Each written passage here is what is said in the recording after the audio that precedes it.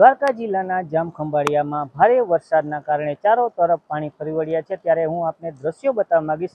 ખંભાળિયાની મહાપ્રભુજીની બેઠક પાસે આવેલ તેલી નદીમાં ભારે પૂર આવતા બે કાંઠે વહી રહી છે। હાલ ખંભાળિયામાં અંદાજિત 3 ઇંચ જેટલો વરસાદ ખાબકતા ચારો તરફ પાણી ફરી વળ્યા છે। ત્યારે મોડી રાત્રે શરૂ થયેલ વરસાદના કારણે ખંભાળિયાની અનેક બજારોમાં પણ ગોઠણસમા પાણી ભરાઈ જતા ચારો તરફ પાણી ફરી વળ્યા છે। વાહન ચાલકો તેમજ રાહદારીઓ પણ મુશ્કેલીમાં મુકાયા છે। ભારે વરસાદના કારણે ખંભાળિયાની અનેક બજારોમાં પાણી ફરી વળ્યા છે।